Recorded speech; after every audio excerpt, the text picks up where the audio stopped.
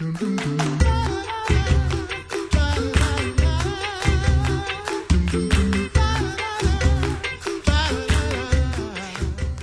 listening to the Coffee Hour with Sarah and Andy.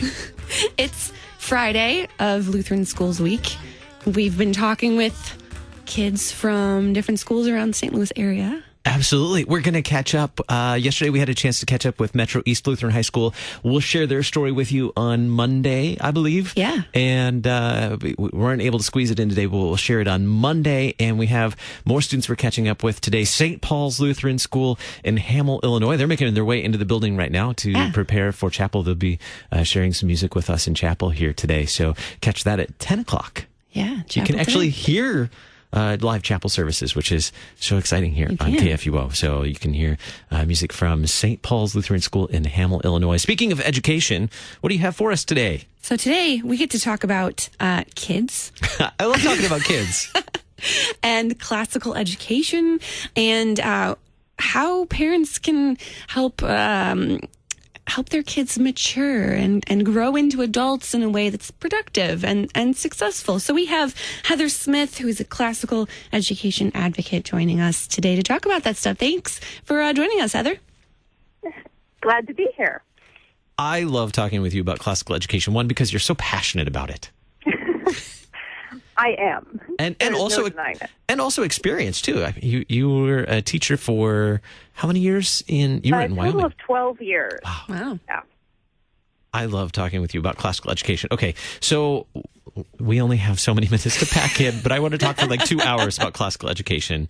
Are children, one of the questions we talked about beforehand, are children full human beings or some subspecies of the human race? Why throw this one out there? This was one of the topics you threw our way, and I think I have an idea, is because our culture, our world, sometimes views and treats children as a subspecies, don't they?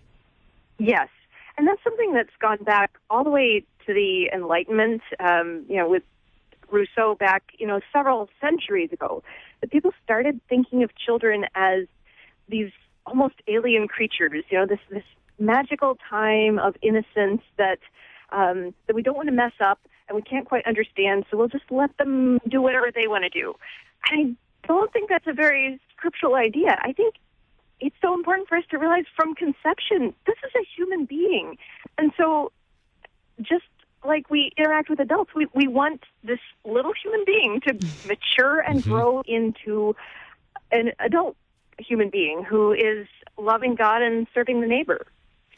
Just because they're not fully mature or fully developed doesn't mean they're any less human. Yes. I think we can quote Dr. Seuss on that too. Probably. Indeed. A person's a person, no matter how small.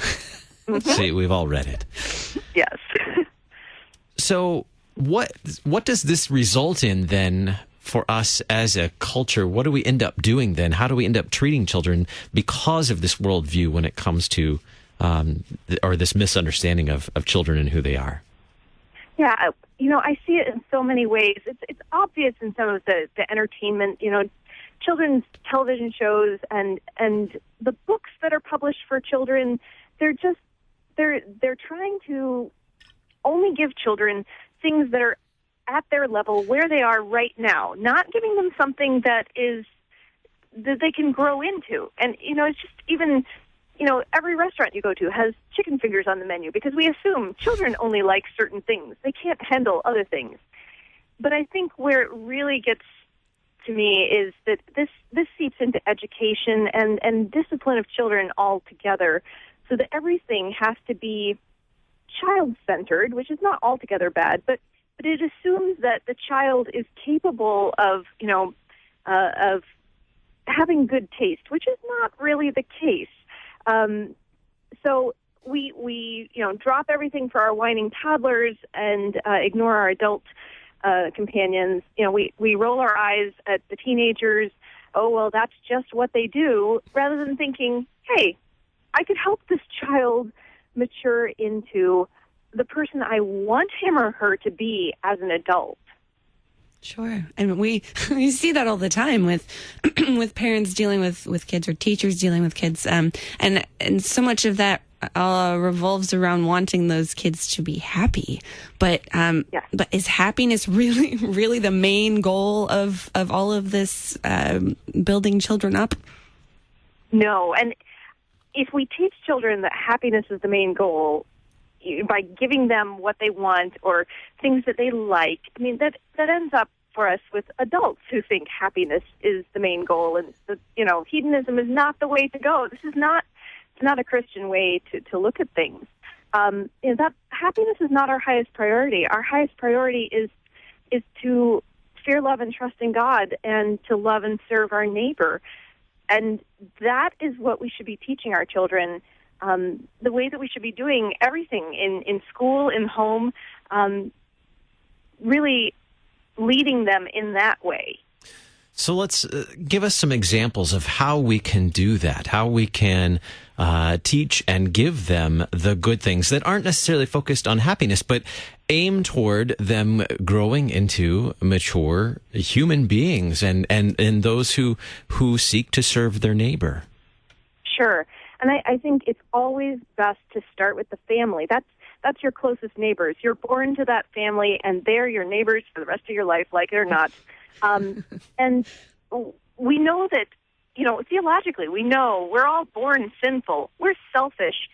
And so we have to teach children how not to be focused on themselves or to think that their needs come first, but to see themselves as part of a family and part of a church and part of a larger community, and how they fit in there.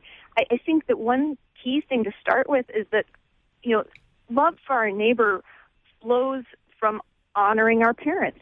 And so you start, with toddlers. I was so impressed when I saw a friend of mine with her, 2-year-old, and who just was very calm and patient and would just say, oh, I'm sorry, I can't give you an answer when you ask in a whining voice. Can you ask in a nice voice?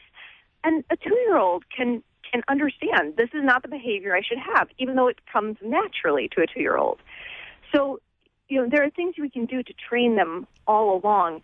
And I think we don't want to just let children choose whatever they like. They don't know what is good. So we'll help choose for them and certainly start with the faith. Scripture should just be memorized if possible, but certainly read it daily. Good hymns and liturgy, feed those things to our children. And hey, it may be over their heads a little bit.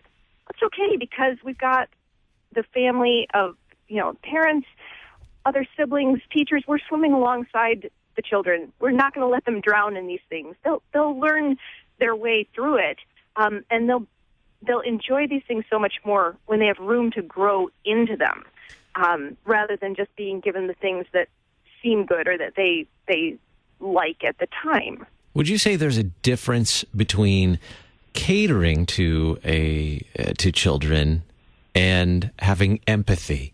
I mean, we can all relate to what it's like to be a child and having empathy for them in that moment, versus catering to them and aiming toward their quote-unquote happiness. Right. And so, absolutely, we do have empathy for them. We don't give them, tasks that are far too hard for them, or expect them only, like you should, love Dostoevsky because it's good when you're 5 years old. No. And we have just about 1 minute left, okay. We have just about a minute. Mm-hmm. Yes. So we understand how much they can do, and we help them, reach for the next step. Sometimes we push them a little bit. Sometimes we help support them from behind. But we're always helping them strive towards maturing to be Christian men and women that we want them to be as adults. And it all comes back to bringing children to Christ. Yeah. It does. Giving them the gifts and bringing them to the Word and the sacraments so that they can receive those gifts. Those classical education, all about that which is good and true and beautiful. Mm-hmm. Heather, thanks so much for sharing with us this morning the encouragement for helping children mature successfully. My pleasure. Coming up in just a little bit, Law and Gospel here on Worldwide KFU with Coffee Hour. Always fun Friday. Thanks so much, Sarah. Thanks, Andy. Have a good weekend, everybody.